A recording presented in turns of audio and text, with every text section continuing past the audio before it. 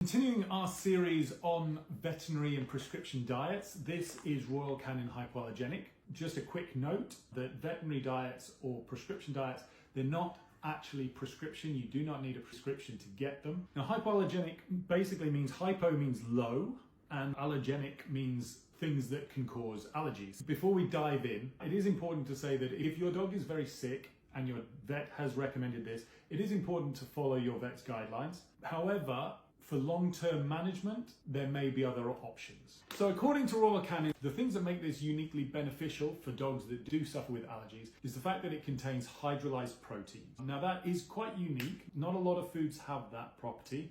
It means that the proteins in here have been broken down into smaller pieces so that they will be much less likely to cause any allergic reaction. So for dogs that have extreme difficulty finding foods that suit them because everything that they try does cause a reaction, this could be a good choice. However, there are also other ways of finding foods that have very little chance of causing an allergic reaction. An exclusion diet, where basically you remove all of the proteins that your dog is used to getting and you replace them with the kind of proteins that your dog has not been exposed to before, it will more or less have the same effect.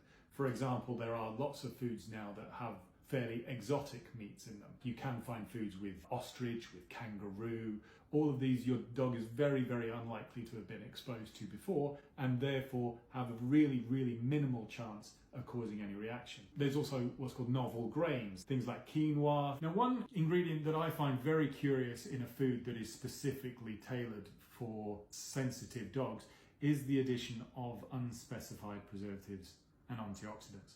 These are ingredients that we really hate to see and ingredients that have been consistently linked to actually causing issues in sensitive dogs. It is baffling to put them in a food like this. If you are looking for hypoallergenic food, you can actually go to the All About Dog Food site where each food does have a series of logos. The green leaf one indicates that we would classify it as hypoallergenic. The term doesn't actually have a legal definition, so different brands can define it however they choose. We define it more strictly than most, and in fact this food does not, by our definition, qualify as hypoallergenic.